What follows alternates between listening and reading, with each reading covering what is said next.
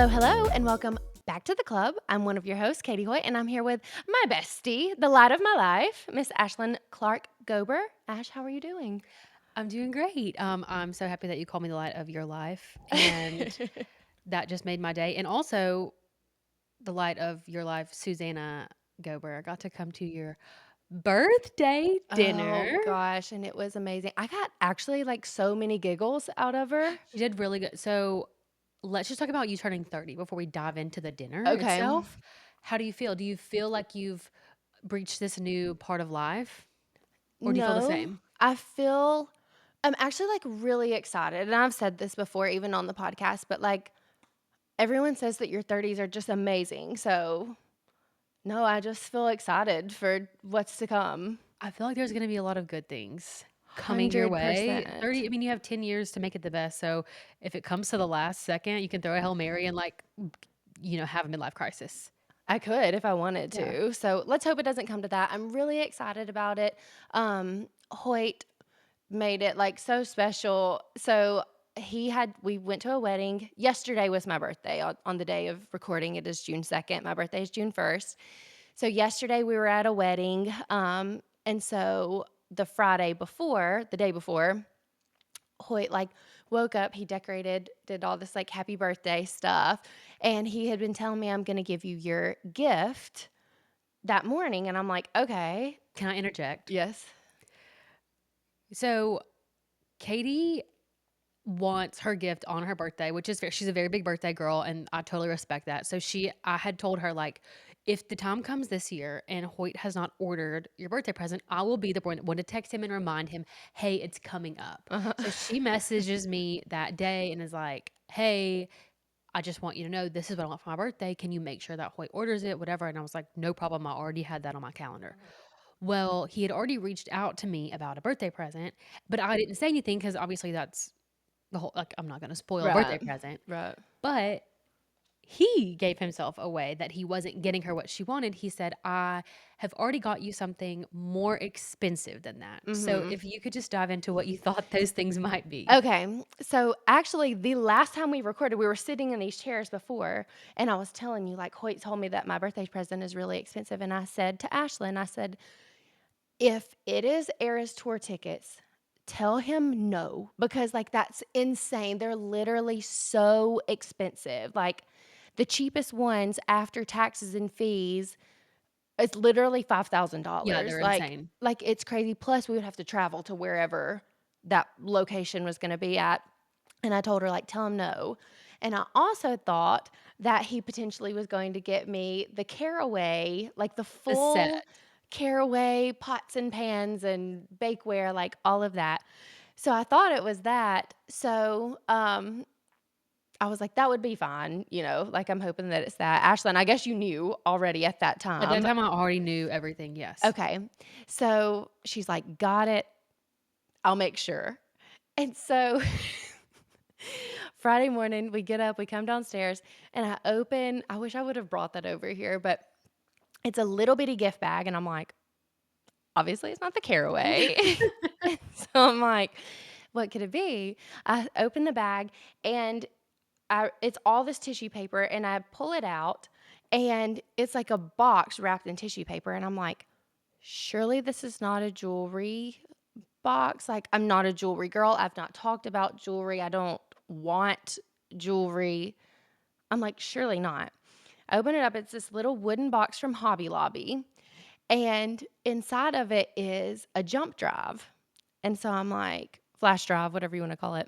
I'm like, okay. My very first thought was he had gotten like all of my friends and family to send in like a happy birthday, Katie. We love you. Like on the Kardashians where they did the big Mm-hmm. birthday song. Okay, Like that's funny. a That video. would be cute. It would be like a compilation, but I was like, but I know that that's not like the only thing. And I was like, maybe he got me like a cameo, like from some celebrity. I wouldn't even know who. But then I Claudia was Oshray, do you have no, Cameo? literally. I was like, who do you even give it from? And also like you can get that on your phone. You don't need to put that like on a On a jump drive, drive. yeah. So I go and get my computer, and it's a PowerPoint comes up, and it's like happy birthday. I don't want to like spoil it. So it says, "We leave Wednesday, July 3rd." In my mind, I thought it said June 3rd, which at this point in time was 3 days away, and I was like, "Oh my god, we're going to France to see Taylor." Because I'm crazy. And so the next slide is like, "How about a long weekend in Salt a long 4th of July weekend in Salt Lake City?" And so I'm like, either there was a typo on that last slide or I'm literally insane. And so the next slide was like photos of you and Susanna and Jake, and he had this whole itinerary planned. So all that to say, for the 4th of July, we're coming out to visit. And thank God, because that will be our first official weekend there. Mhm. We will have, I think, maybe like 3 days to get our stuff unpacked. Maybe no, no, because I start work on the 1st, so we'll have, Yeah. like 5 or 6 days to get all of our stuff unpacked. Mhm. Um, so I think it'll be an opportune time to have guests. Like, Yeah. it's not too soon or anything. Yeah. But the way I'm so excited because I know I'm gonna sob whenever we leave, Oh, and yeah. it's gonna be a big change. So just having a familiar face there within the first month is Yeah. going to be so nice, just such a big relief, Yeah. and probably give me hope that people will actually visit us. Yeah. Not that you ever will again, but What? No, we love well, I Salt just hate Lake. the pressure of like, "Hey, you have to buy a $300 flight just to come see us." You know what I mean? Oh my god, I do completely understand, but also, like, we love Salt Lake and want to come there literally all the time, like, we love it out there, Yeah, so, I'm like, excited. try and stop me from No, no, no, coming. you're welcome. We just got approved for an apartment, a couple days ago, and it's in the perfect location. I'm so excited about it, and we Mhm. have an extra room. So now, if any of my friends that want to visit are watching this podcast, shoot me a text. Yeah, We'll move Susanna out of that room into the living room. Like, you don't have to sleep with her. yeah. Oh, yeah. Good point. No, we're so excited, can't wait. We'll plan more trips in the future, but it's gonna be great, so that's nice. So I had birthday dinner on Friday with Susanna. With Susanna. And then wedding yesterday on my birthday, and then next weekend we're going up to see my family and have like a pool party with the nacho Oh, cheese that's fun. dispenser. Yes, Yeah, perfect. all of the stuff. So I feel thoroughly celebrated. All is great, but yeah, it's like I feel like the day after my birthday, I'm always like, all that, and now it's over. And you have on your Halloween pullover, which is all you wanted the theme Right, to be on your right. birthday, so this being sort of your birthday episode, it's appropriate for today. That's exactly the reason why I wore it. I did not get my Halloween themed birthday party. So here I am, decked out in, not decked out, but I have on a very chic, I would say, Halloween sweatshirt. Let's see if I can lift it up so the YouTube girls can see. Um, Is that an Etsy find? no, this is actually from American Eagle. Oh, no way. Mm-hmm. Okay, I didn't realize they had, like, themed sweatshirts these Yeah. days. I love it. So I've got this. Yeah, I feel thoroughly celebrated. I have some cake still left in the refrigerator that I will be forcing down your throat because Wonderful. Oh, baby, you don't have to. I love a piece of cake. I love any reason to have a sweet. yeah, So this makes it feel like I actually do have a reason, to celebrate your birthday. exactly. Because we went to dinner on Friday night. It was so motherfucking good. Have you guys, Mhm. if y'all haven't been to Helen in downtown Birmingham, you must go. Literally, I've been thinking about those potatoes. So good. We did the family style where you just kind of order a smorgasbord of stuff. They bring it out as it comes out, as it gets ready. You just eat it with all your friends. And it really wasn't that expensive for the amount of food that we got. Like, we took home 2 boxes Yes. of leftovers. It Yes. was like $60 a person Mhm. without tip. And then what else? Oh, we were so full we didn't even get to have dessert. Like, they brought a dessert menu. We were like, "We're sorry, we can't." No, I literally because especially because we got, like, a lot of protein, so it was, like, really Really filling. filling. Oh my gosh, so good. I called Hoyt immediately after we left, and I was like, "Those potatoes were something else. I gotta figure So out." good. And I wish you could have had the asparagus. It was to die for. I wonder if there's a way to get it soy free. I don't know. I guess it was just a sauce, so they probably could have done it without the sauce, Yeah. but anyway, it was so good regardless. I feel like if you are like, I'm gluten-free, dairy-free, if you are, like, it's a great place to go. They Yeah. had a really good gluten-free menu, and it was a lot of the items that weren't on there, she said that they could, like, accommodate it to make it gluten-free. So, anyway, all good. I feel thoroughly celebrated. Wonderful. That's all we wanted, Yeah. I mean, even if we couldn't rake together the Halloween birthday. I mean, at least you feel happy about your birthday. Yeah, maybe next year we can do Yeah. Halloween or something. Yeah. I agree. So this is actually a surprise episode, kind of. This was not on the docket for our plans this year, and then Hannah Brown decided she was going to come out with an actual rom-com novel, not an autobiography, which she did already come out with, or was Yeah. it more like I think it was autobiography. I yeah. think just like the telling of her story. I mean, I don't know. I What haven't isn't there another name for that though? Whenever you're like memoir? memoir, is that what it was? I don't really know what it was, but I don't know. anyway, my sister read it. She said it was really good. So whenever she came out with this one, I was really intrigued because I just Yes, feel like that I first of all respect her heavily for jumping into this 100%. as far as books go. Like I feel like a rom-com is definitely easier to get right, but it's still a really scary undertaking. Totally. Like there's so So many things that you have to think about in writing, but what is so funny is that back in November, I would love to make a clip of this. Back in November, we did an episode talking about this book and how Hannah Brown was coming out with a book and kind of like dragging her because she had said that Emily Henry, it was a book that Emily Henry like would be proud of. And we're like, that's a bold statement. Like we'll be the judges of we'll be the that. judge of that. And we said, we definitely won't be covering it on this podcast. And we're like, yeah, no, absolutely not. Well, Here we are, here eating we are. crow. Hmm. That's okay. That's okay. Sometimes it's nice to be wrong. You Completely. live and you learn. We're not afraid to admit that we were wrong about that. Um, However, we will not be giving her any free handouts on our reviews. Right. If you get reviewed on this podcast, you get fully reviewed. So, um, whether she's going to be happy that we reviewed it or not is still up for debate. Yeah, But we are happy to be discussing it. absolutely. So we'll get into it. But I did want to do something because usually before the podcast, we do a little catch up and then we talk about books that we've been reading. But since this is not our normal book episode, I wanted to do something different. And since we have you here, romcom girlies, we want to take this opportunity to convince you to read fantasy because the majority of what we read on this podcast is fantasy books, fantasy romance books. That's like our bread and butter. It's everything of the sort. It's everything of the sort, and we both started out not reading fantasy, and we Hmm. were slowly turned onto fantasy. And so we want to say that if you found us through our rom-com episodes, this is not going to be our only one, Hmm. but if you find us this way, it would be so wrong of us not to try to convince you to read fantasy also because it means so much to us. And Yes. I have honestly convinced at least 10 of my friends to change to fantasy, and they don't know where their lives would be without that. Um, It would be such a disservice. exactly. Case in point, my co-host, love of my life. I cannot believe that you started out hesitant to read fantasy. I Either. literally had to put a YouTube video together of myself convincing her to do it. It was actually pretty good. No, it was really good. And if you don't know this story, go back to our very first episode, Intro to the Club. We go into all the details about how we got into this. It's a very funny story. So, okay, let's get into it. These are our reasons why you should read fantasy books. So, I'll start off.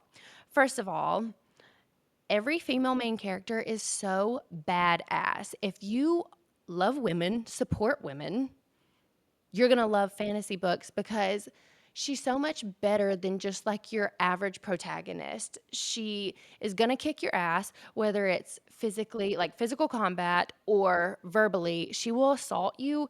And it's just like, it's so good.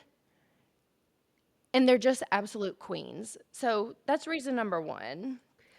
Okay. Reason number two is that there's usually some sort of mystery element to the book. So if you're into that kind of thing, plot twists are always happening, betrayals, every single book has some sort of mysterious catch you off guard element, and it really keeps things moving quickly, and I love the pace of them. So if you're interested in plot lines like that, I think fantasy is a really good place for you to go. Definitely. Okay, up next, you're gonna want to live in the places that these people are in. They are some of the most like picturesque mental pictures that you're ever going to have described. They're gorgeous, but not only that, like they have all these cool like powers and abilities that we could only dream of having. And it makes the storyline so much more in depth because things that we could get away with in our world, like they can't because people can read minds or I don't know, teleport or do anything like that. Um, so you're gonna wanna live there, and you're not ever going to want to leave, like, when the series ends, you're not gonna know what to do with yourself. Totally. Like you're going to live your life in a constant daydream of wanting to be in this mystical fake reality. Mhm. And while it sounds kind of sad that you can't go there, it really is nice to just give yourself a break from the Yeah, real world. yeah. And finally, the men in these books are unparalleled because not only are they described as hot and they always have like warrior bodies, they always have some sort of capability that sends their hotness over the edge. They're always powerful, they're always quick witted, they almost always are assholes. Yeah. We love. So if you're looking for a way to step up your book boyfriend game, Mhm. this is definitely the way to do it. Like, the powers are so, so crazy. It almost makes it hard to get into books where the man can't just do whatever he wants because he's the most powerful. I completely agree. It's like if you're into rom-coms and you like, let's just say, for instance, like hockey players and the male main character is like the star hockey player.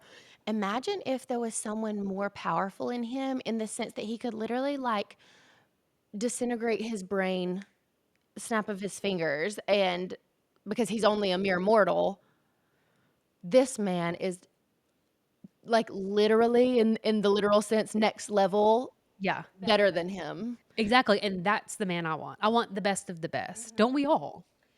Absolutely. So that's just like A short list. This is not even extensive, exhaustive list. This is just a mhm, couple of things that we thought of and put down on paper. And so that is what we want you to take with you after you listen to this episode. Maybe you can go back and look at the episodes we've done about fantasy books yeah, and kind of pick and choose which ones sound interesting to you. And then if you want to shoot us a DM, we're happy to answer questions about them. But that would be a good way to kind of get into the rhythm because you have us yeah, supporting you along the way with episodes to follow up every book. So absolutely. I introduced Katie to reading, and she decided that she was going to make it her entire personality. Yeah. And fantasy is a thing that she will devour in days. So Mhm. she's way, way, way ahead of me on every series, I think, just about.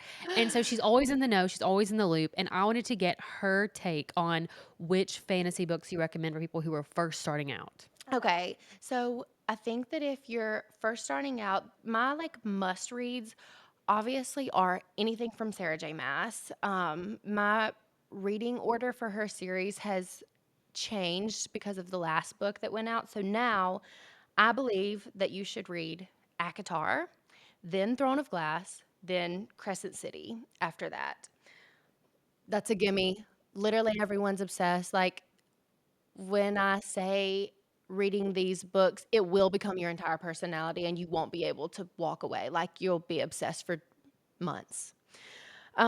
Okay, up next we have The Serpent and the Wings of Night by Carissa Broadbent. There are two novellas in the series, the one in between the first and second books.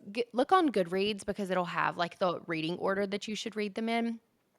Six Scorched Roses between books one and two is so beautiful and short and sweet and simple and just a fabulous read. I think you even read it like in a day or Oh, two. it was delicious. Yeah. Yeah. So that one's really great. Next up, I have The Song of the Marked by S.M. Gaither. There's also a follow-up series called Flame and Sparrow, I believe, and book 2 comes out soon for that. So, it's Flame and Sparrow is not quite as good as the Song of the Marked series, but it's very good. You need to read it. Next, I have Kingdom of the Wicked by Carrie Maniscalco. Um, they're gorgeous, short and sweet. It's 3 books. I think they're all like 400-ish pages, so they're pretty short. And then there's a follow-up series from that as well called The Princes of Sin. The second book of that comes out September 24th, so lots to read there. Next, a duology, One Dark Window by Rachel Gillig, I think Have you read is. that? Yeah, it was so good. How have I not gotten updates on that? Because that is, like, all over TikTok right now. Yeah, it's really good, and I think people have mixed reviews. Um, I think that potentially that's one that you should read maybe a little bit later in your fantasy journey, only because it's a little bit confusing. The magic is actually simple when it comes down to it, but if you're not, like, familiar with fantasy beings and think just, like, kind of fantasy things, you're gonna have a little bit of a hard time with it, but it's so good. Okay. Then I have Spark of the Everflame by Penn Cole. So good. I do not know why more people are not talking about this series. There's 4 books. The 4th book was supposed to come out yesterday on my birthday. It got bumped back. Oh, So, damn. yeah, I've been literally on this podcast harping on and on about how it comes out on my birthday for literally months, and then she didn't do it. Anyway, but it's so good. It's KU, and it's fantastic. Okay, I've got 2 more. Next, I've got House of Bane and Blood by Alexis L. Menard, which you just started I did reading. just start. I'm having a slow go because I have it on my phone since it is Kindle Unlimited. Yeah, So, it's just sort of when I can find time to be on my phone where I'm not doing something else on my yeah. phone, but so far, I'm really enjoying it. Yes, and it is I've been saying based off of, but I think maybe a better word is inspired by Peaky That Blinders. makes way more sense, yes. Okay. Um, it's very different from all other, like, fantasy series, but it's, like, post-industrial, and the magic is similar if you've read Six of Crows, the magic system is similar to that one, but it is so good. I devoured these books. Last up, How many are in that series? only 2. It's a duology, but there is a 3rd book, and so I'm imagining that there's gotta be, like, a secondary character that's now going to Okay. get a story after that. Last up, I have Fourth Wing by Rebecca Yarros. Now, disclaimer, book 2 in this series, mixed reviews. People are back and forth, but if you wanna be a fantasy reader, you, like, literally have to read Fourth Wing. You literally have to, and Katie and I were both in the same boat that we enjoyed the first book way, way more than the second one, but the people that I've talked to that listen to our podcast disagree with us. They Really? enjoyed the second book more, so I think it really is just case by case Okay. basis, Okay. honestly. It just depends on what you like more in a book. Okay. So that's my full list of books that you absolutely should read. They're in no particular order, but they're just the ones that I think like you're going to see them all over Book Talk. Everyone's going to know about them, have read them. You can talk to people about them. We've done episodes on some of these books and enjoy. Yeah, I think this is a really good list. It's a little extensive, so Mhm. maybe if you look into it and it doesn't seem like something that you want, there's definitely something on this list Yeah. for every single person who is listening right now. Yes. Now, in the same vein, you have things that you recommend. What fantasy series would you say absolutely don't read? Okay. I've only got 4 series that you should not read. Starting off is Bridge Kingdom by Danielle L. Jensen. If I've said it once, I've said it 1,000 times, this is not fantasy, but that's not the reason why you shouldn't read it. It's just, like, corny, and the plot lines built up into kinda nothing burgers. I was really underwhelmed. It starts off amazing, but just honestly, just skip it. Like, you really, really don't need to read this. Next, I've got Serpent and Dove by Shelby Mahurin. I'm not sure if that's how you pronounce her name. Book 1 was okay. Book 2 was truly one of the most terrible books I've ever read in my entire life. Damn. Book 3 got a little bit better, but at the end of the story, I was like, "No, that's Yeah. not mm-mm." Yeah, book 1 got so much hype, even on my Instagram, and I don't really follow a lot of book Instagrams on mine. So I was like, "Oh, we have to read this." I was extremely underwhelmed. That's the perfect way to say it. Yeah, it's just it she sets it up and then it just kinda falls flat, and book 2 was tragic. Don't read it. Next I've got King of Battle and Blood by Scarlett St. Clair. Now this one we covered, um, on this Both podcast. books, right? Yes, we did Mhm. book 1 and book 2. Book 1, Was a stunner. yeah, it was great. You recommended it, and I would have recommended it. Book 2 was the dumbest piece of shit that I've ever had the displeasure of reading. It literally, I think, is the worst book I've ever read. It was so bad. It was so fucking dumb. Literally, at chapter 5, I was like, "I'm done. I can't read this anymore." The only reason why I continued reading the book is because we had already told people we were going to be doing it for this podcast. Exact same, because I texted you, I might not have even been 100 pages in, and I was like, "I don't think I can do it." I really don't think we should podcast this book. At this point, this was the only book that we had not liked that we were gonna Mhm. talk about on the podcast, and you were like, "You know what? Let's just go ahead and see how it feels to podcast about books that we don't like," because we already announced the book. Right. People are already reading it because of us. So, yeah, just don't even waste your time. Mm-mm. It's not worth it. It's really not, and while the podcast episode ended up being hysterical because we were just talking so much shit about this book, we can't do that to you in good No, conscience. I can't recommend it. Yeah. Um, okay, last up is Fall of Ruin and Wrath by Jennifer L. Armentrout. I also see this one all over Book Talk, like, getting recommended. People are not fucking okay for recommending this book. We also covered this one on this podcast, and it's, like, mind-numbingly bad. Bad, it's really bad. Mhm. This is one of her, like, 70 books that she has. If you are new to fantasy and you get recommended From Blood and Ash, I have read those, I didn't mind them, but those there's no way I could ever finish them after reading, other fantasy authors. Yeah. She's not bad, but she's not great, and so if you wanna get into her series, I would say From Blood and Ash is the only one that's worth your time. Okay, good to know. I haven't read From Blood and Ash, Well, but she it's hasn't stopped writing it, so it's really, I think we're up to, like, 9 books at this point, so yeah, I read the first 5 or 6, and that was plenty for me. yeah.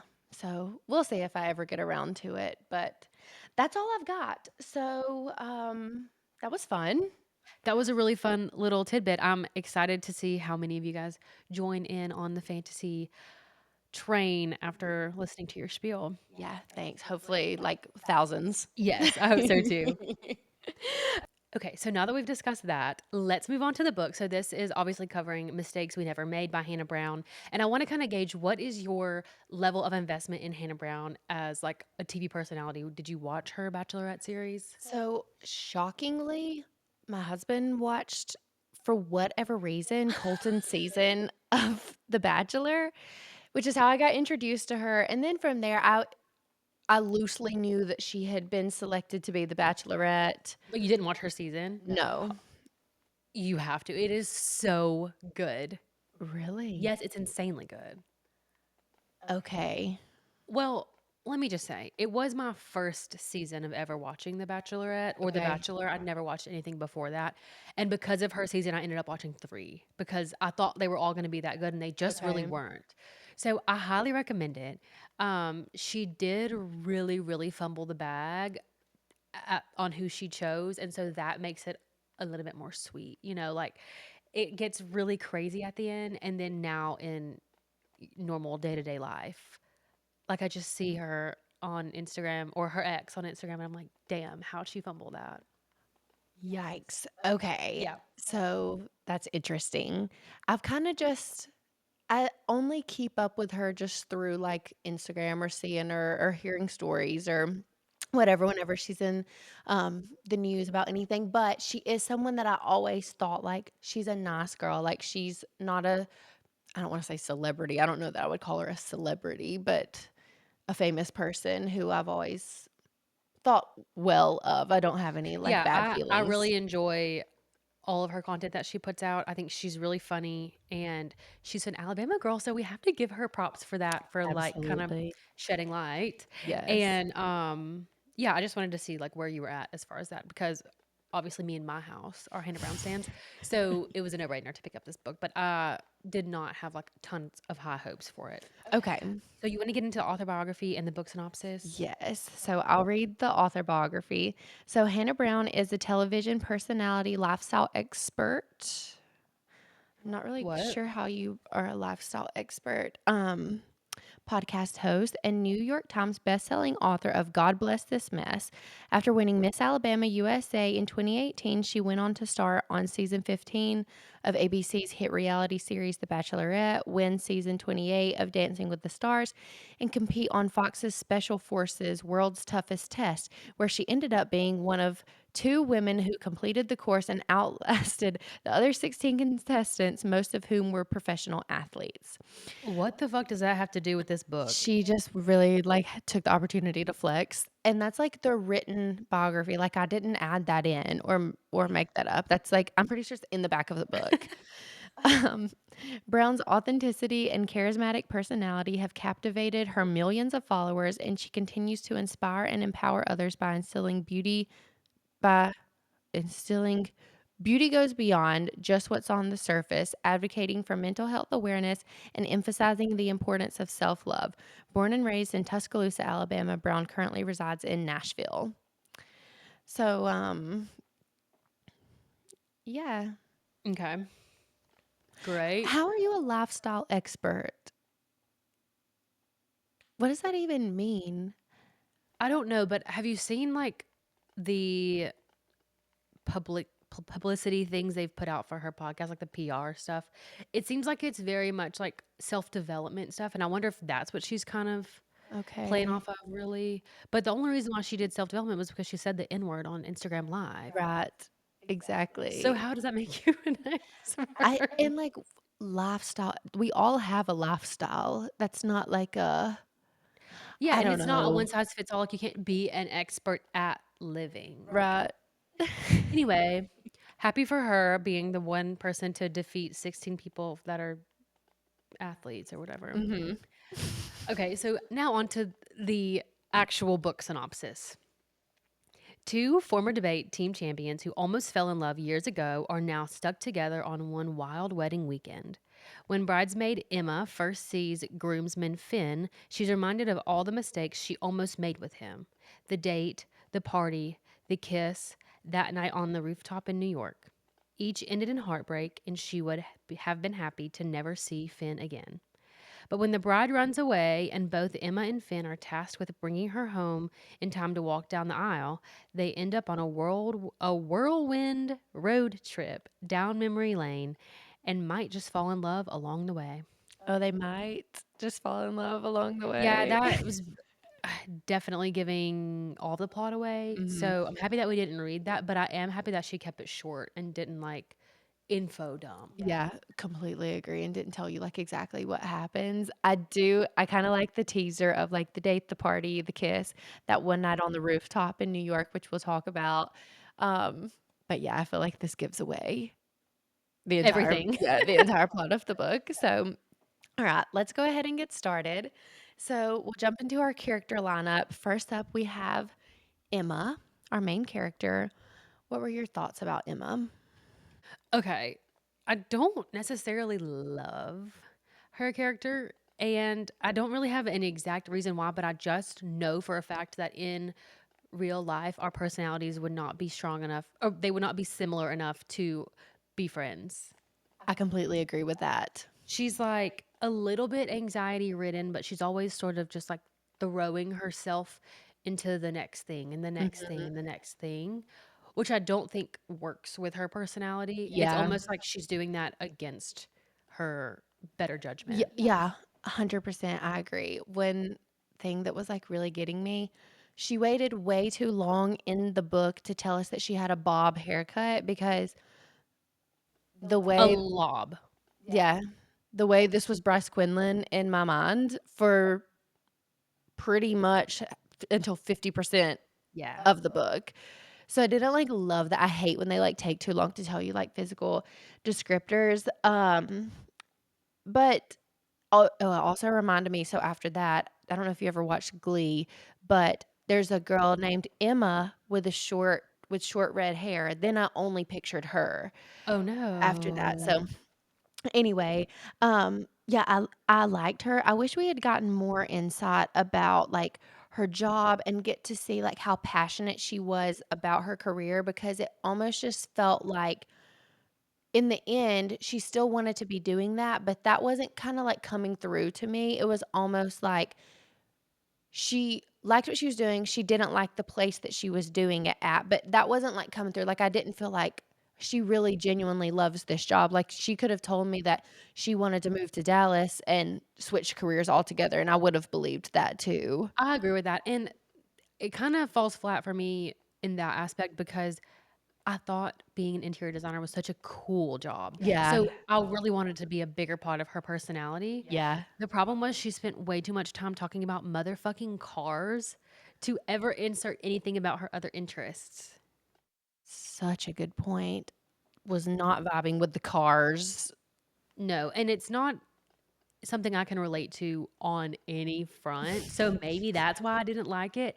It did make a lot more sense whenever they brought in her dad and their relationship and, like, why she got into cars, and Mhm. so it definitely made it a little bit more palatable, but I still wasn't into it as a whole.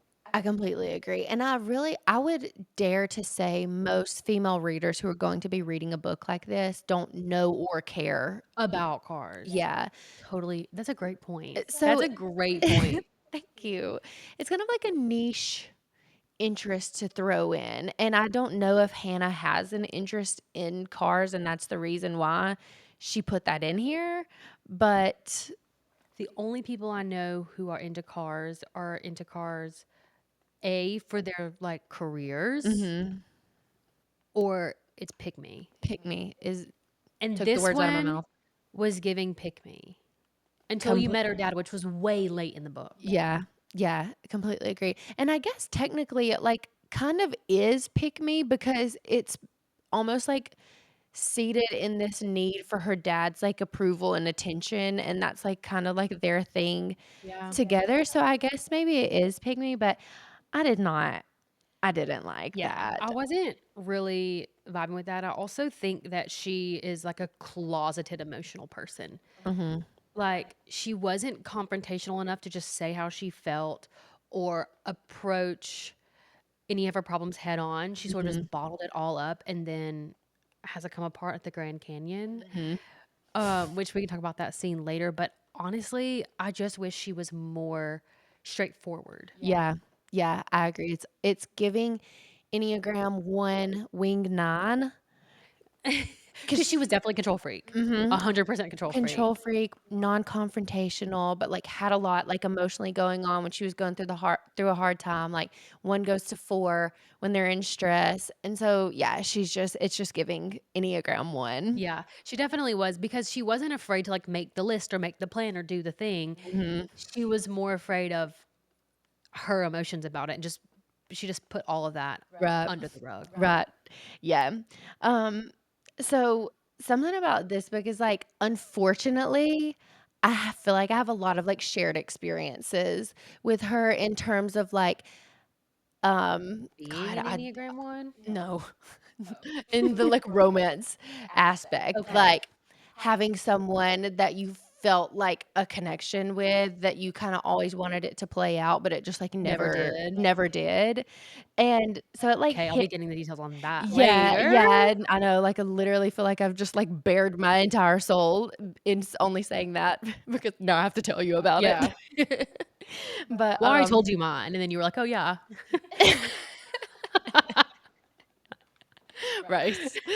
Um So yeah, it kinda, like, hit home for me, and I think that if you had not gone through something like that before, you wouldn't maybe understand or you would think that, "Oh, she's, like, given in to him too quickly," like, they kissed too quickly and, like, the feelings developed too quickly, but if you've experienced that before in your life, you know that it's just, like, the the flip of a switch, like, because it's always, like, sitting there dormant behind your Yeah, it's like the one that got away, and Yeah. you're always ready to just dive back into the level of feelings you already had Yes. for that person, and so, to me, I felt like it was a good pace Yeah. as far as romance goes. Yeah. I agree. But yeah, What like else did I say about her? Oh, I hated her dynamic with Sybil because I feel like Sybil is the opposite of her, but not in like, polar opposite almost in a bad way. Mhm. And so she's like almost jealous of Sybil the whole time. And you can't be friends with someone who is that different from you, but like harbor jealous feelings for them. Completely agree. And, like, it's a miracle that their friendship continued to be, like, a genuine, true friendship without her holding so much because it seems like she is kind of, like, holding I don't wanna say a grudge, but, like, holding these feelings about Sybil and Sybil's relationship with Finn in the past and, like, all these things that have happened and the fact that, like, Sybil's getting married and, like, A all of lot. this stuff. It It was seems kind like of giving like Gretchen Wieners. Like, she was just inches away from cracking Uh-huh. under the pressure of everything, but Mhm. she was still putting her heart and soul into, like, saving the day for Sybil. And it felt One-sided friendship. Mhm, yeah, a little bit, and I have a lot more to say about Sybil, but, I'll save that for when we, like, talk about her specifically, but one thing about this book is that the flashbacks did not bother me, which is surprising because typically, like, hate a flashback. Mhm. I think she did it perfectly because she tells you exactly how many scenarios there are going to be flashbacks for, like, I think she says, like, there's 4, and so you know going in, and by the time it gets to wanting to go to a flashback, you're like, "I've gotta know what happens," and then she takes you, like, directly back into the I story. agree with that wholeheartedly. She had them perfectly placed. Mhm. It wasn't like there's a point in the plot where, like, you have to know what's about to be next, and then she flips back and she's like, "No, fuck you. You're not learning it." Yes. She did it very, very well to where I was pleased to learn more of the backstory. Yes, and I felt like she kept them concise. It wasn't like this whole long 3-chapter backstory Yeah, on what this one event was. I felt like she nailed, the transitions. yes, the I agree. transitions, nailed the flashbacks, but so, like, the prom thing, Emma needed to let it go, like, way before she did. Why are you what is she, 28? Yeah, You're bringing up something that happened 12 years ago? it was You're still crazy. letting that break your heart? Mhm. Especially because it wasn't like he didn't apologize in the past. Right. There was a scene in there where he apologized years before. Mhm. So it just seemed like something that was like bygones be bygones. He was going through something. Yeah. I can't hold this against him. And I understand it being a point of interest. Like this Yeah. happened, this kind of set off this mistrust. Yeah. But for it to be brought up in casual conversation as a 28-year-old, Ugh. you have to move on. Yeah. You really have to. Yeah, I completely agree. She kept bringing it up, and I was like, "Okay, but, like, we're done with this. We're done." And I do think that it was nice that she threw it in because when you're was she, like, a junior or something in high school? You would that would, like, literally wreck you, and you would be so fucking mad at someone for Yes. doing that and, like, 100%. hold it against them, but, like, as you grow and mature, I would say, like, by the time you're 21, and especially once you find out what happened to him that night, like She let it go enough to pretty much fuck him on a New York City apartment building, but she can't let it go enough to not bring it up at a wedding years after that. Yeah. I think there's just, like, a little bit of there's obviously, like, some resentment still there. Mhm. Again, she's an emotional bottler. She never got it out in her Yeah. past, so she decided, "I'm just gonna keep, putting it in the conversation so that he feels bad enough to reapologize," Right. which I hate. If you're going to get an apology from someone, you take it or you leave it. You don't Right. then leverage it against them. And if I was him, I would be like, "Oh Move my on. god, like, you are joking. You're not Yeah, bringing this up yeah, again." I would too. So, honestly, props to him for being so patient with her because I would have been like, "You know what? I'm not doing this. I'm not gonna keep apologizing for something like that I really don't even need to apologize for. I know that there was a miscommunication. It upset you. I totally understand that. That's fair, but, like, shut the fuck up. Stop bringing it up." Stop bringing it up. Stop telling people about it. Like, in what world does Nikki need to know about that? Yeah, agree. Crazy. So, before we get into, like, all of the scenes and every single thing, I wanna keep moving forward with our characters, if that's okay. Okay, 'Cause I really wanna talk about Finn and what you okay, thought. okay. Um, so first and foremost, loved that he was biracial because you don't get that. No, and she said the perfect person to picture, Uh-huh. and I was like, "This is helpful."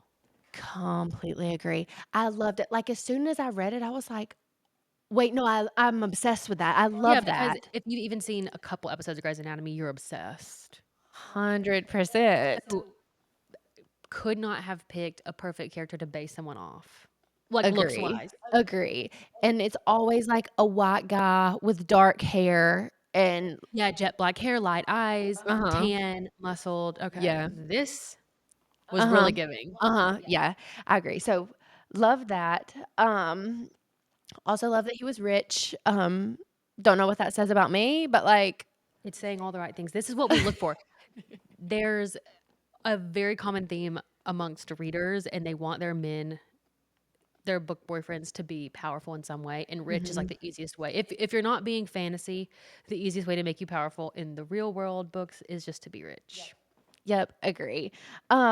Glad he was able to figure out his shit, come around, I think, like, going back to personal experience, like, you hope and hope and hope that, like, this whatever is happening between you and the other person is going to play out, and it just, like, doesn't time and time again. So, like, I'm so happy for Emma that she got hers and You know what? I'm happy for her too because I don't know anybody in the real world that has worked out for. not literally not one Because person. here's the thing, the man went off and Mhm. self-developed his Yep. emotions, looked inward, and decided, "I'm gonna go to therapy. I'm gonna, put myself into my career, really work on being the person that she deserves." Mhm. Yeah, and, like, for a while, he was giving huge pussy energy because he, like, wouldn't just tell her how he felt or just, like, sort through things with her. She would just kinda, like something would happen and he would blow it off, like, his thing with the I forgot that girl name that he dated. She had, like, a weird name. Oh, yeah, I don't remember. Anyway, like, just ran scared back to her after the New York thing and, like, I don't know, like, it's giving pussy. So, I'm really happy for him that he was able to Work on come around. himself, yeah, that's why it doesn't happen for any other girls in the real world because ain't no man finna, first of all, admit that it's his fault, and Mhm. second of all, work to fix it. Yeah. He's just gonna move on to the next big thing. Yeah. What about you? How did you feel about him? I loved him. Okay. I actually did. I thought that he put Emma in her place enough because he was coming from a place of, "I've already worked through it. I've apologized. Now you need to get a grip." At some Mhm. point, he was like, "Listen, you've Mhm. gotta calm down. We're gonna figure this out." He was very level-headed, but not condescending. He was just like, "This is gonna be okay." Yes, yes. I loved that at the end, like, when they're at her dad's house and they're talking and she, like, kinda gets upset with him for, like, being nice. He's like, "What the fuck do you want me to do? Like, I'm in a sticky situation. I don't wanna be a dick to your dad. I don't know this man, but obviously, like, I have resentment towards him for what he's put you through and, like, So if your you want me to past." be a dick, I will. Right. Yeah. But, no, I felt like he was a very good balance for her and not in, like, a forceful way. He was just kinda, like, kept her could kinda, like, balance her out, and yeah, I thought they were really sweet. I have a question for you. Okay. Did they ever post the photo from when they, like, went out, got all dressed up in Las Vegas? They were like, "We'll post this and we'll draw Sybil out, like, she'll see it and come to us." Did they ever post the photo? I don't know. I know they had posted, like, the food stuff, but I don't think they posted, like, the big one. Okay. Like, whenever they were at dinner, I think they, like, put on their story that they were eating at that Yeah. restaurant or whatever, Yeah. and so, I guess that's but, yeah, it was never really followed up on, like, whether or Mhm. not that was posted. Yeah, exactly. Did you have anything else for Finn? Oh, the only other thing that I liked was that he seemed like he was a genuinely really nice person, and the reason why I say that is because he had his own friendship with Sybil that did not involve Emma, Yeah. and that's a really good sign. Like, if a guy can keep a friend who's a girl, Mhm. that is a green flag for me. Not like obviously not anything, like, super obsessed, like, they just seem like they're Yeah. just, like, good friends, like, old buddies, Yeah. like, good enough to where they're talking without Emma there and going out, Yeah. on her wedding night with Yeah. all the friends. I it just seemed like a good friendship and a good sign. Yeah, absolutely. No, I think that he is just, like, a great person. I love that, like, in the end, they ended up moving into his parents' Oh, I house and, loved like that, yeah. and whenever he bought it, she was like, "You bought that?" And he was like, "Yeah, well, you told me to." Like, I don't really need any other reason than that. It was more just like it was very clear that he was gonna do what made her happy with the Uh-huh. dad thing, with the house, Yeah. with go traveling across the fucking United States in a day just because Mhm. that's what she needed to feel happy and safe, so Yeah, it was really cute that, and I also loved, like, the wood chopping scene when he goes out and, like, comforts her. I thought that was really, really I sweet loved it, and I too. loved how it kinda tied everything back together from the pool scene where it's, like, Uh-huh. pretty. Oh, yeah. That was so sweet. That was Yeah, a really, really good moment. really cute. Okay, let's move on. Let's talk about Sybil, and I put slash Jamie, which he isn't, like, really involved, but, I just have one thing to say. Why the fuck did they not check her location before she went to San Diego? That was on my list of things that, like, I would change. Like, you're telling me you got in the car and just started going with no location, and then randomly you decide, "Now that I'm here, I'm gonna check to see where she's at." That doesn't make any sense, even if I she told you that's where she's going. exactly, like, why not look to make sure? Yeah. There's no reason not to. Seriously, like, the biggest I don't know if it Plot was a hole. it, like, was a plot hole. She tried to cover it up and be like, "We didn't even think to check her location, but she's in Vegas," like, just because you didn't think doesn't make it better. Like, I'm still mad You that didn't do it, and that was part of the plot anyway. exactly. No, it hated that. Absolutely hated that. I just put most confusing couple of all time. Okay. 'Cause I get that Sybil is this, like, whimsical, sweep you off your feet, everybody's in love with her type of Okay. person, like, everyone's obsessed, but why? Because I don't get to know her enough to figure that out for myself, like, I want to also be obsessed with her, but because I'm not given the opportunity to, I write it off as, like, Emma's inner monologue, like, Right. she just thinks she's the best because she's her best friend. Okay. Now I'm upset because I wrote down, like, what is your read on her? Because I feel the same way. I feel like Emma describes, um, her to be, like, kinda, like, crazy and flighty and, like, kinda out there, but when Sybil is, like, actually talking to Emma, she seems really level-headed and, like, smart and, like, she knows what she's doing. So I couldn't get a read on her, like, I don't know what her personality is. I genuinely can't I don't tell. think we were given enough context to make that decision. I think it was more like she had a moment, then she realized that she had a moment and she came back. Like maybe not super level-headed, a little bit flighty, but Yeah. somewhere in the middle, not Yeah. one or the other. Yeah, and it's like, that's totally fine. She can be both. I w I was, like, almost doubting myself, like, "Did I miss am I, like, not reading the situation correctly?" I just Yeah. I didn't know if you felt the same way. Yeah, I totally don't know what to make of her. Okay. And then I also can't believe that I mean, Jamie seems like really nice based off of the one interaction we get with him Right. in Las Vegas. But how did he not put it together? Like, is he just stupid? I think, like, in real life, people keep up with their significant others, like, have their location and would be asking questions well before the point where he started to get suspicious about things. I was like, wow, he literally just chartered his friend's private jet to go to Vegas because his fiance wanted to, and that is something in a man I admire. But why, on God's green earth, have we not all verified that number 1, that she's there Uh-huh. and safe? Mhm. And why are we going on the pretense that she just wanted to get away the night before your wedding? Just wanted to get away. What does that mean? And I can't, like, were they not s I guess they weren't staying in the same room or had plans together during the day. Like, he hadn't even checked in with her, or I don't know. It's just weird, and it is, like, contrived f for the to, like, fit the story and Obviously, everything, yeah. and so I don't love that. Like, I know, I think that things need to be a little bit more consistent with what normal, average couples and friends would do in this situation. yeah, she could have even done, like, Jamie knew, but he was like, "I don't wanna deal with this. I need to deal with our family, so Emma, can you go?" And, Yeah, that I would feel have like made it more, especially because how does he get to Vegas and he's still like, "Yeah, let's go out to a club," not like, "Where is Sybil? Why did we cancel our entire welcome dinner? mhm, Why is the rehearsal dinner going to shit? Like, yeah. can someone snatch her up by her ponytail?" He's not even, like, trying to get in touch with her. I No, just he's just chilling. yeah, that didn't work out well, in my opinion,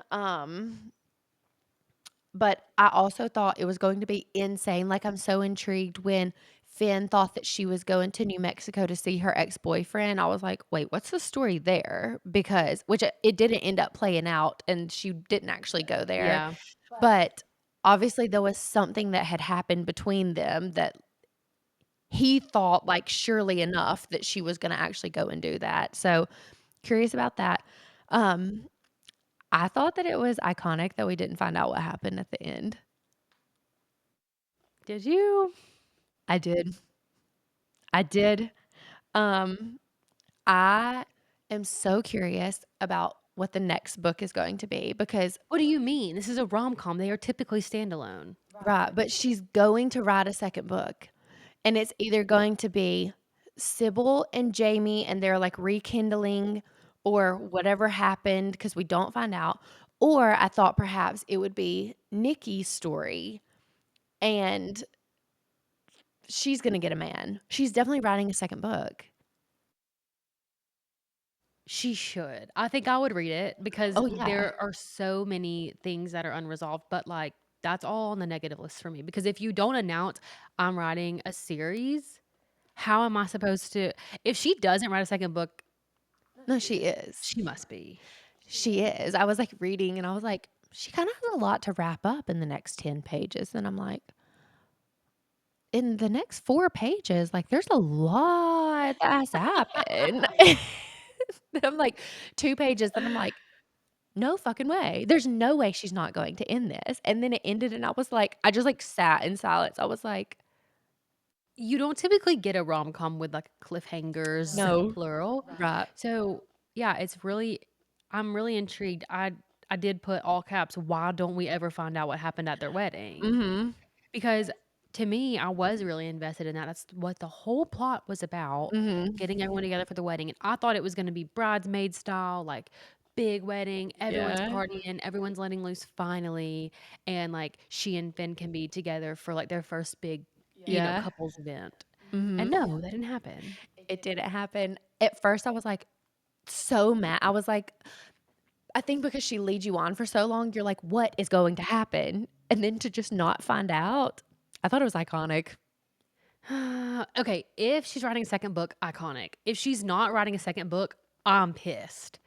I haven't even considered that she might not write the second book because she is, like, in my mind, she is. 100% she is. Okay. Okay, we will be back, with a clip of this if it does or doesn't happen. What's gonna happen is she's gonna say, "I'm writing a second book. I'm not gonna release the title." We're gonna all speculate that it's some follow-up to this, and it's going to be totally unrelated. I will die. I hope it's not Of what happens because I genuinely, like, I have to know. I have to know. Let's list the things that we have to know. Okay, we have to know what happened at the wedding weekend. Like, how did it end up once they got back, when she goes to knock on Jamie's door, what's the conversation that they have? What's every single word? What's Yeah. every single gesture? What is the body language? I need to know Mhm. everything. Mhm. But first thing that I need to know what happened for me is what the fuck happened at the that sent her to the hospital? I forgot about that. Yes, we have to know what her, like, medical emergency Yeah, so there's was. 2 things. First thought for me, abortion. That was my Second first thought for thought. me, domestic violence Mhm. Yeah, with same. the ex-boyfriend. Okay, so that's another thing we need to know is what happened with the ex-boyfriend, why did he, like, propose and all of that, and that whole situation. Okay, so that's 3 things. What did Finn say to her to make her freak out and flee the scene? When? The night the wedding weekend. They went out. They all went out, and it was just her and Finn sipping Yes. tequila, and he said something that tipped her off, Mhm. and he knew it was him because whenever she came out of the gas station thing, he was on the phone saying, like, "I didn't mean to do this," whatever. He knows that he said something that set her off. What the Mm. fuck was it? Okay, we've got our list. 4 things. We need to know. Hannah Brown? Wrap it up. Yeah, Wrap it up. yeah. Do you think if she did another book I the whole time I was thinking Nikki because it talks so much about Nikki and her love life and all that, and I'm also thinking the whole time Sybil's story is going to end nicely, she's gonna end up getting married to Jamie at the end, but now I'm, like, not so sure that the next book is not about Sybil. I don't think I care enough about Nikki to have a second Okay. book about her. Now, if it was like dual POV, Sybil and Nikki, Mhm. sure. That would be interesting, but yeah, I don't know. I think she's definitely writing a second book, though, like, she has to. I think so too. Now that you say that, I had no inkling that that was going to be even part of the conversation. So Yeah. now that you say it, I'm like, okay, that is the only way that it would make sense. Mhm. Okay. I Yeah. love that. So speaking of Nikki, what did you think about her? Obviously, you think that she's good enough to have a whole book about. Yeah, so I was interested in her story, I wanted more from her. Again, hated that we didn't get descriptors until literally 60% of the Yeah, book. who's a blonde person named Nikki? That was, like, exactly my point. They just, like, if you come out blonde, like, you can't be named I Nikki, that's, don't like, think the rule. so. Um, so, again, I thought that it perhaps was going to be about her, and, then I thought, like, the unexpected part of Sybil's wedding weekend, like, what if Aaron, Nikki's ex-boyfriend that she was, like, on the show with, like, ended up showing up there somehow? I don't know, that's all speculating. I loved that she was able to, like, very subtly put, like, the bachelorette kind of, like, theme in I the story agree. this way. I thought it was a really fun way to bring your own story into the made up story, Mhm. but not make it super kitschy, like, not like Yeah.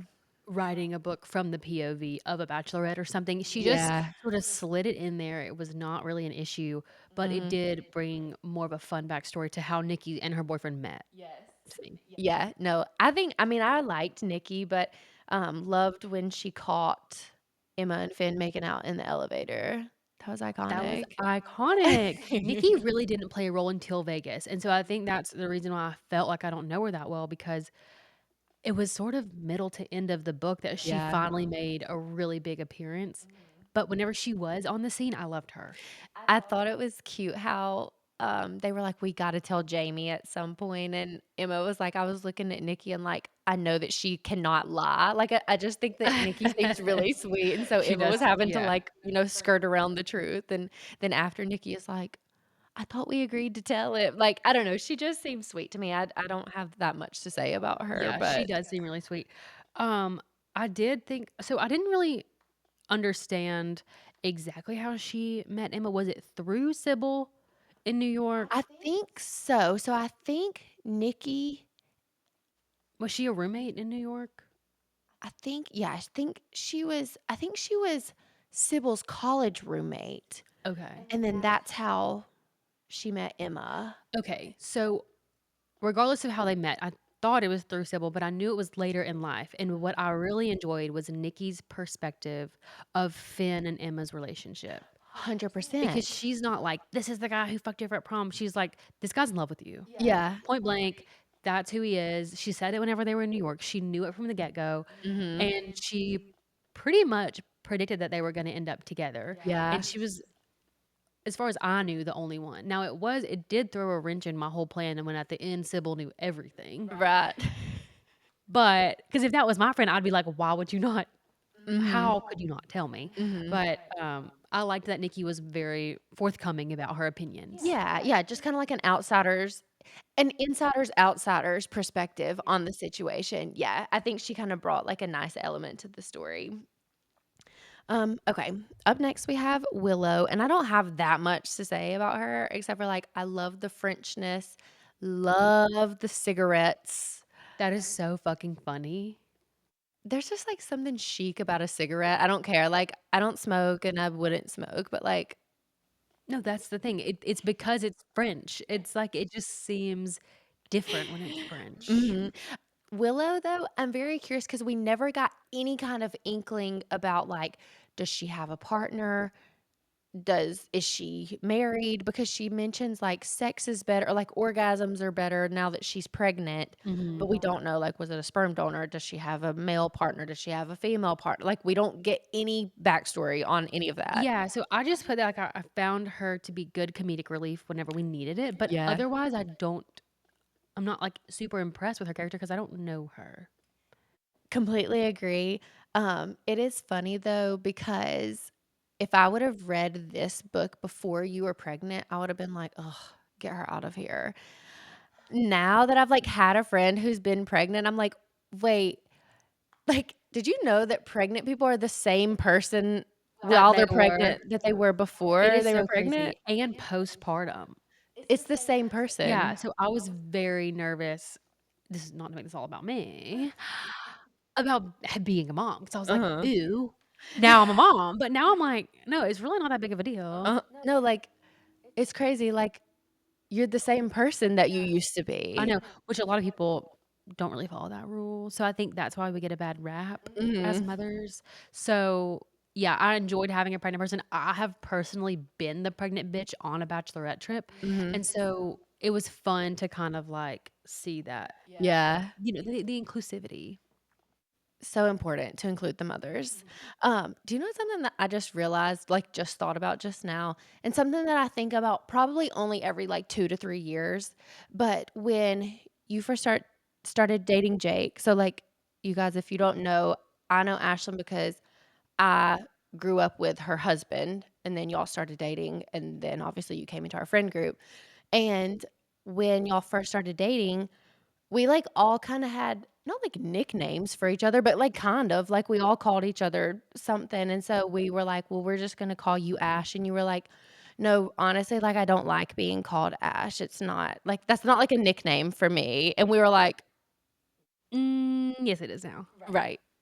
Anyway, and the way it has stuck I know, and you know who I think it was you and Jake, because once you started doing it, then Jake tagged along, and then it was sort of everyone, but the same thing happened to my sister, Caitlin. Mhm. She got changed to Kate. I think one of her high school boyfriends called her that, and we were all like, "Ew, kind of it's, like, kind of too adult," Yeah. so then we started calling her Kate, and now I call her Katie. So now it's just, like, really, really devolved, but the reason why is because my mom used to call me Ash, and she would only do it if she needed something. Ew. So I was like, I'm not really into Ash, you Uh-huh. know? Um, but yeah, it was like, like, Ash, like Mhm. one of those, and so I'm Yeah. like, I didn't like it, but now it's like, I like it better than my real name. Uh-huh. I'm like, if you know me, it's Ash. Mhm. If someone's yelling Ashland from across the room, I know that they're not one of my inner circle. Completely, like, unless it's, like, a desperate attempt to get your attention, like, "Ashlyn." Yes, that's so true. One thing that's funny is, like, the further Ash has evolved is now closer to, like, my name because I started calling Jake Jakey. Mhm. So my husband was called Gober, his last name, all through high school. Mhm.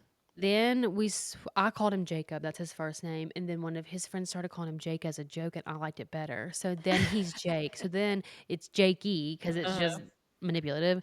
And Yeah. then he started doing Ashley Yes. off of Ash because now it's Jakey and Ashley. Uh-huh. So now, like, he calls me Ashley, and people are like, "Why is he calling you the wrong name?" I'm like, "It's a nickname." Yeah, and you even sometimes call him Jake Lee. Jake Lee Jake Lee came from Ashley. So, really a lot to work with, but yes, like, the nickname thing, I'm so here for it. Yeah, I'm glad it worked out because, like, you might as well have not ever even said that you didn't like the nickname because the way it was disregarded entirely, I like, you know, were and like it was against my will, but now I wouldn't have it any other way. right, 100%. That was a total tangent. I didn't mean to get us off, Totally. but I just remembered that. So, okay, our last person is Emma's dad. What did you put? Why does he fucking suck? Like, this is So so wait, I said, "This guy fucking sucks?" That's Question mark. what I put. I said, "This is so sad. Why does he fucking suck?" Question mark, question mark, question mark. So, the dad thing did really bring sorry if you see me digging in my shirt, everyone. I do have on my portable pumps. Shout out LV. But anyway, so he fucking sucks, but it brought such an element of, like, conflict outside of the romantic relationship that I, like, feel like the story really benefited from. Mhm, yeah, Um, but the man as a character, as a person, is trash. completely agree. To me, it's a little bit confusing because it's like they kind of stayed in touch, and when he's with her, he seems really sweet and, like, he obviously talks to her sister all the time and, like, he loves her, but then it's like, do you suck or do you not suck? That is the question because there is a point where he's like, "Your mom decided that she had it all figured out without me." Mhm. And so it does seem like maybe her mom has a little bit of Enneagram 1 control freak. If you're not, like, in our family, you're not in our family at all. Yeah, And so maybe there was some contention between those 2, like, how can I be a part of this family without actually living with y'all? yeah, And then I think whenever he was with Kim, that probably set things off the rails. So totally. I get that there's probably some conflict there, but at the same time, as a father, you have to just step up and say, "Hey, I'm going to see my kids regardless." And especially when they give you an opportunity. The Right. college thing where she invited him to help her move and invited him for, like, games and stuff, and he just never showed up except for once. It really, really shitty. Yeah, the part like, the day that he leaves and it's they were supposed to go to the movie, I was, like, broken reading that, thinking about a little girl sitting there waiting with her movie stub, like, so excited to go to the movies, and then he just leaves. Just leaves, and it's so crazy because you don't really get any other follow-up, but you have to assume that, like, that's the last time she sees him until when she goes to college. Yeah, I think so, probably, like, a very long time. That's insane. Mhm, And there is a point, like, whenever they're in his house and they're looking around and everything is just, like, UT gear, mhm. that you realize this is just, like, a man who has almost nothing going for himself.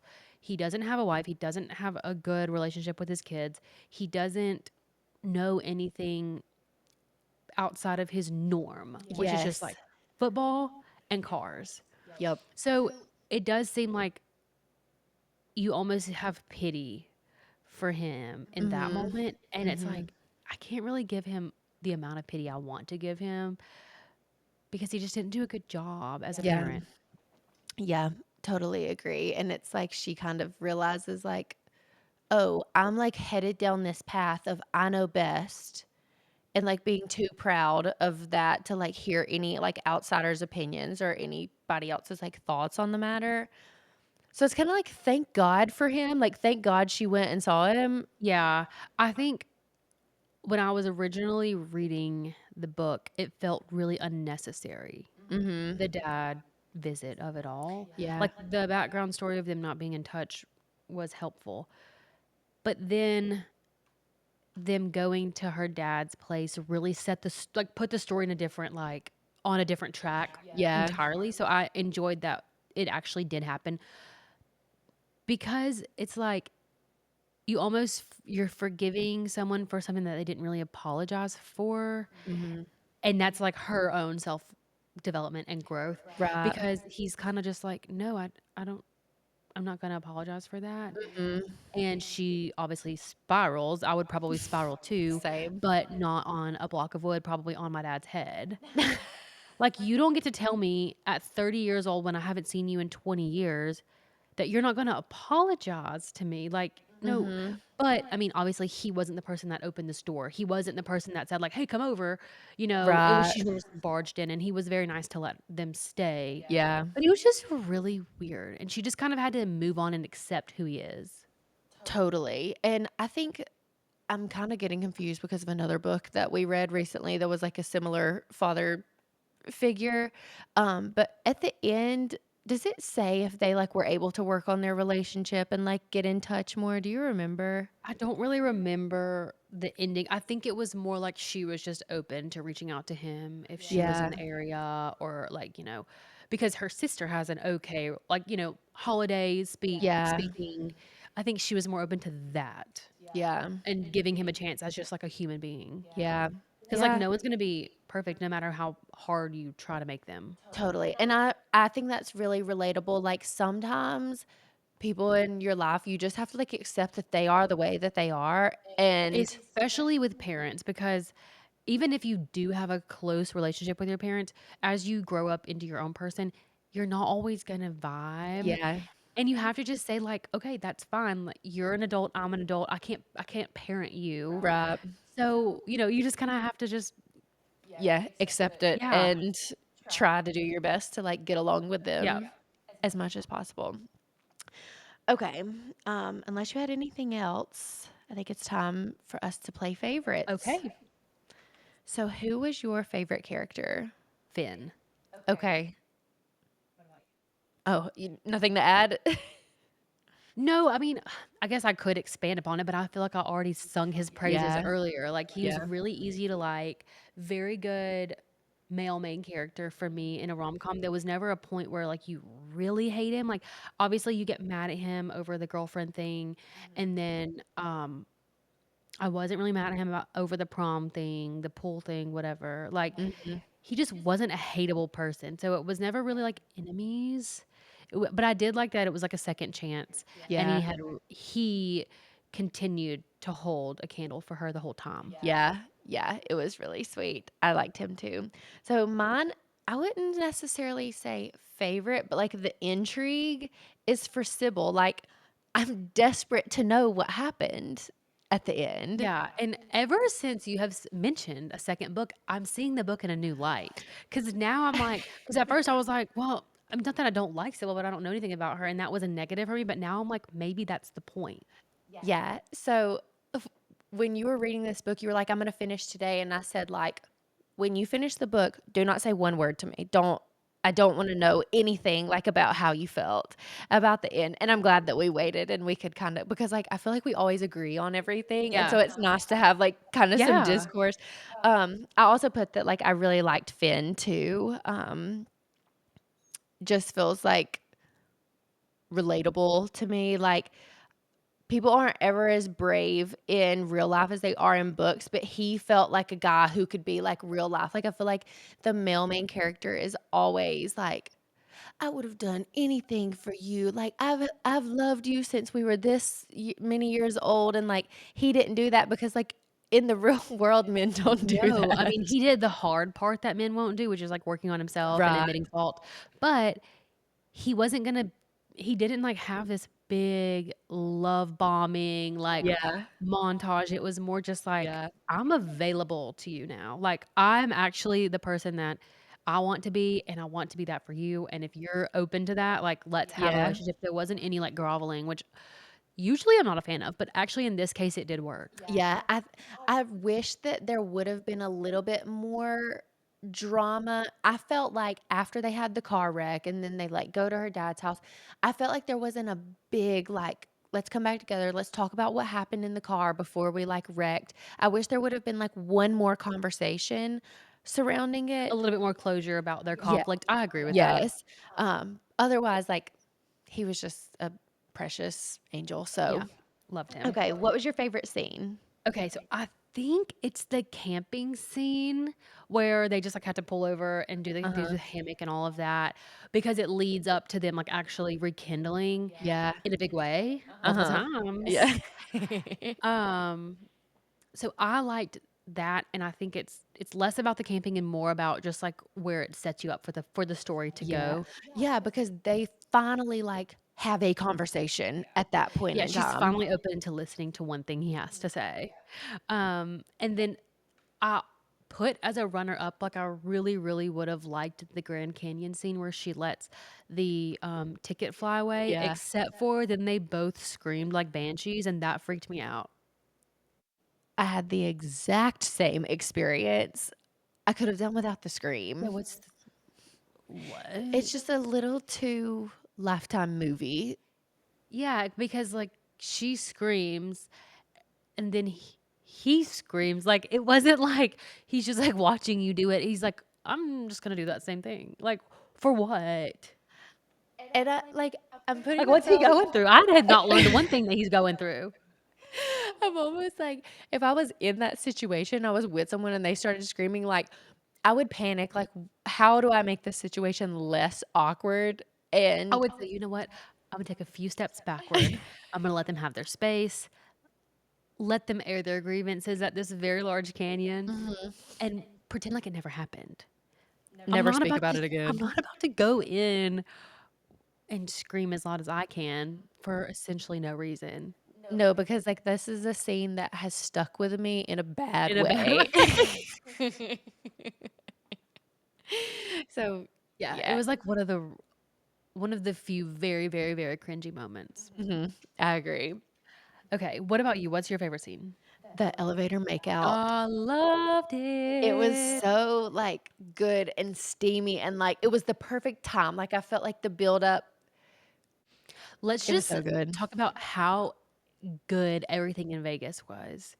It was really giving you great mental images, like the Mhm. lights, the gambling, everything. Everyone's in Yeah. a good mood. We're all going to bars. We're like gonna go eat this fancy restaurant. We have to go shopping first. Yeah. It was just fun, the whole Vegas thing. And for it to like get wrapped up with a pretty little elevator makeout, Mm. couldn't have asked for more. So good. Yeah, I loved it. Okay, now it's time to talk some shit. So, what was your least favorite scene?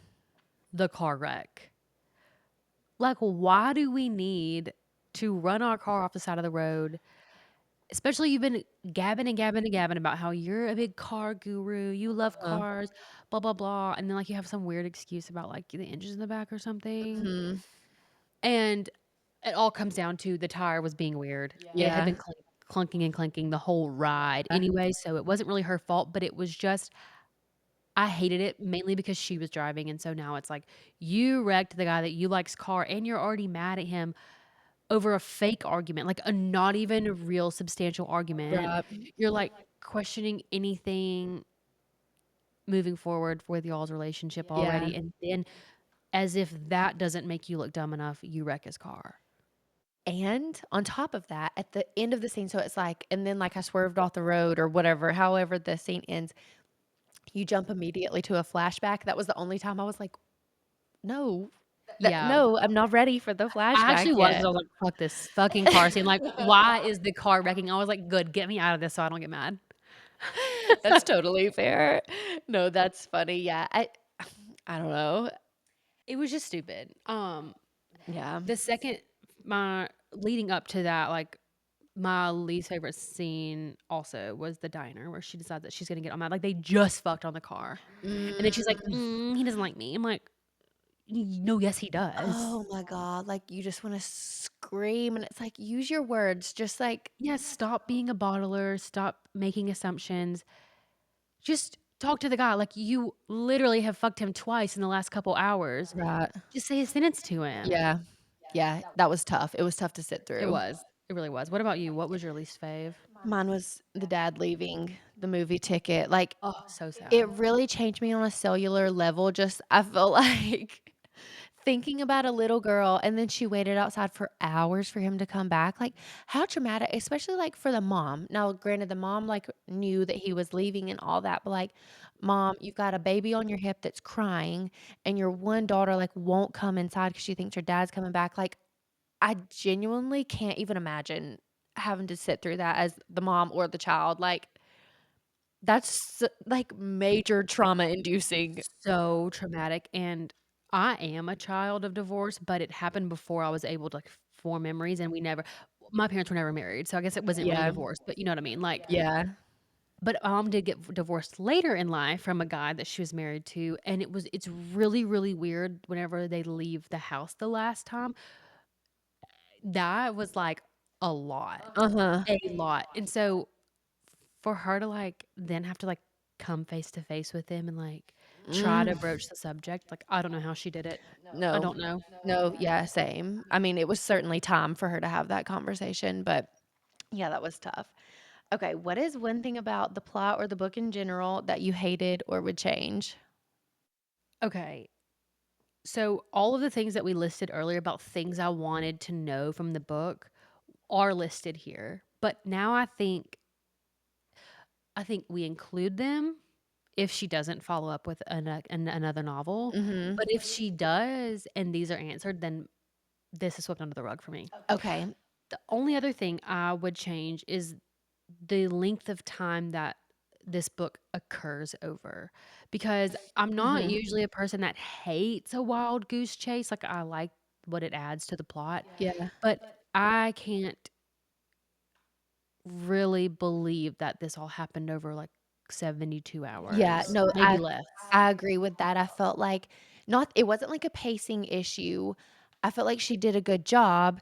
It was just a lot to take in for just this short period of time, and also, like, the lack of sleep that they had was, like, kinda messing with me Yeah, a little because they were bit. like, "We have to drive 8 hours," and you're like, "Okay, so you drove 8 hours, you stopped, you broke down, you got to Vegas, you're telling me you got to Vegas after that drive, you shopped, you ate, you gambled, and then you got in the car?" Mhm, And mm-mm. so, I don't know, it was just, like, truly I felt tired reading it.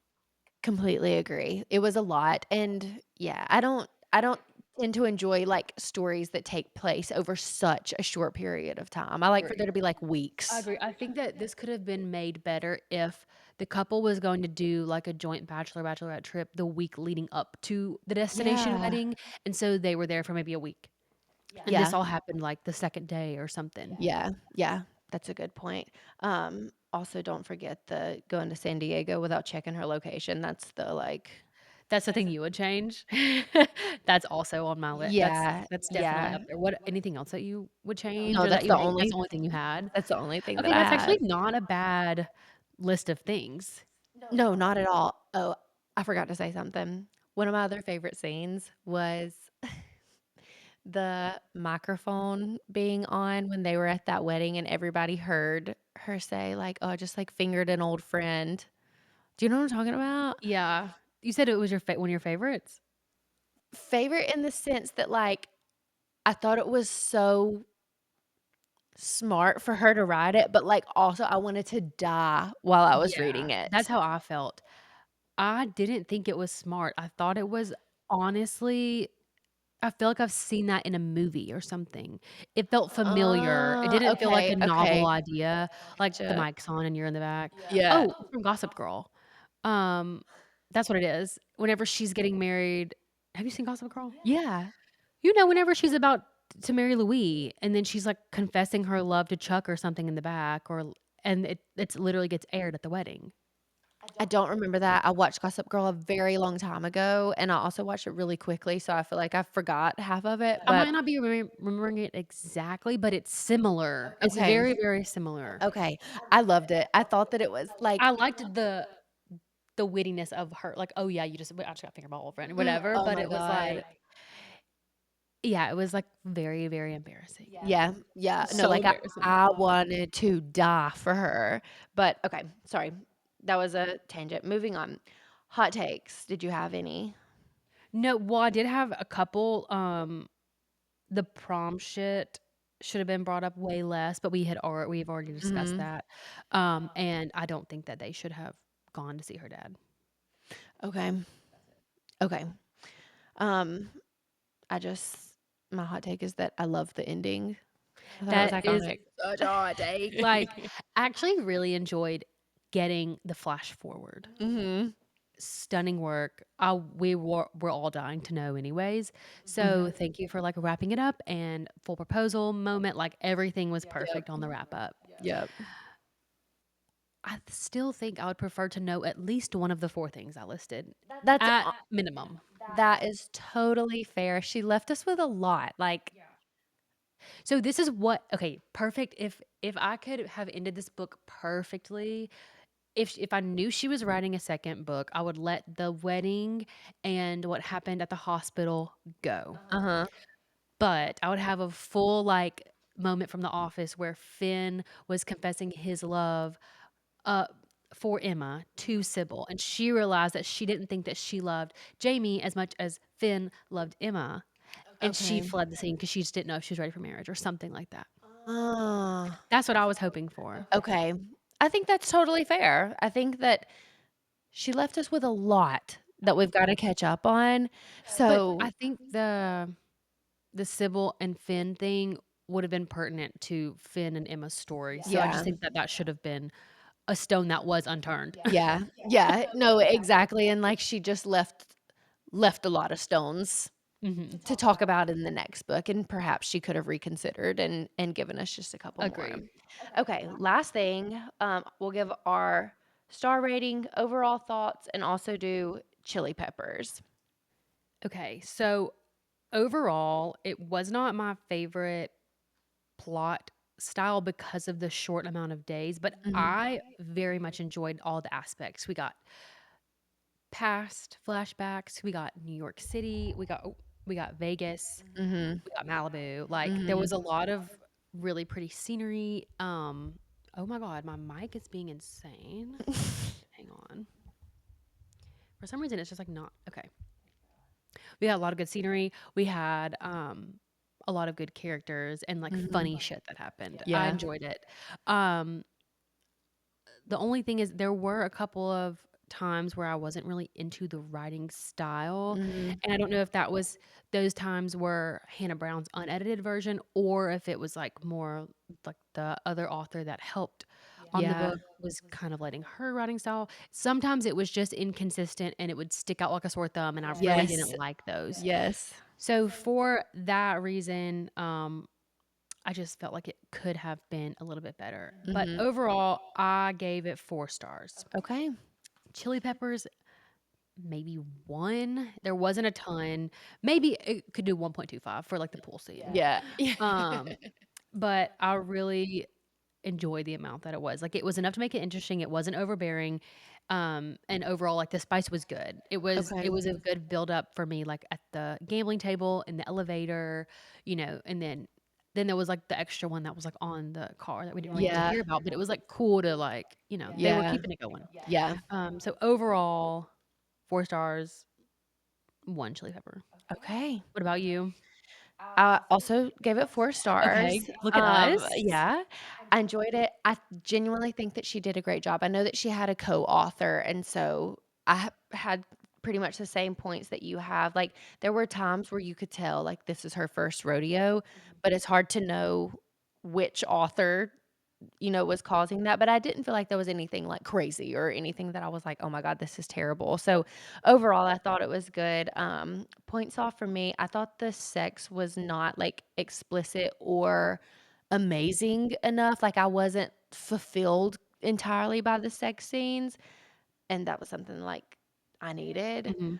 Um and they were already, like, made up when they decided to date, and, like, I was just missing that big, like, confession of feelings a little bit more, but that wasn't, like, an overwhelming something that I walked away like, "Dang, she really missed the mark on that." I just felt like I would've liked a little bit bigger confession I from agree. Finn. I agree with that.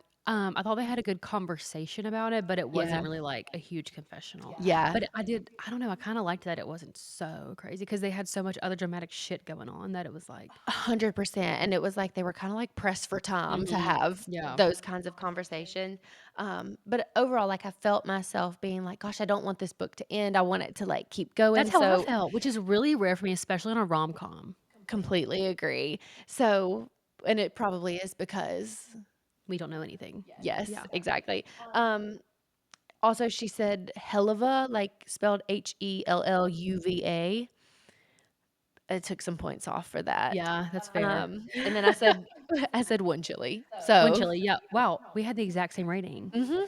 Okay, I love that for us. Yeah, same. So that's all that we have. We did it. I'm gonna say for a debut novel, like, to get 4 stars, I mean, I know she had a writer helping her, but still it's impressive for someone who is a mere podcaster, lifestyle expert, Mhm. ex-bachelorette. Like, Yes. she really Yeah. did do a great job. No, I completely agree. I felt like she developed a story and then played it out in a gorgeous way. Like, we've already talked about this, but, like, the visuals in this book were just stunning. And not only the visuals of the actual plot, but the book itself. When Mhm. I got it off the shelf, I was like, "This is the prettiest book I've ever read." Yeah.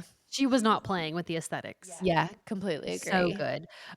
So overall, I think great work for your debut. Mhm. Um, anything else? Any other remarks? No, can't wait for book number 2. I can't wait for that either. Hopefully, we'll like the main character better. Mhm. But other than that, I don't really think I have anything else to add. Yeah, no, me neither. So this was a surprise episode, so we don't have like a chaser or anything that we're reading next except for just our monthly book this month is Funny Story by Emily Henry. We'd love to have We'd you. love to have you. If you are just a rom-com or romance girl, these are the back-to-back books for you. Mhm. Um, you cannot go wrong with Emily Henry, and Yeah. this book was obviously very good. I think it has 3.5 stars on Goodreads, which is honestly good Mhm. for a rom-com. So Yeah. these 2 episodes are for you, and if we could do anything, impress upon you, please get started with your fantasy romance Yes. reading as soon as possible. Yeah. So, we would love to have you on not only our Emily Henry episode, but all of our future fantasy romance episodes. And you can find us on YouTube at the club, and you can find us on Instagram at girlies of the club. We take book recommendations on our stories, so you can just slide up or slide in our DMs. And if you don't mind subscribing to our YouTube channel, that would be super helpful. So, yeah, we'll see you guys on the next one. Thanks so much for tuning in. Bye. Bye.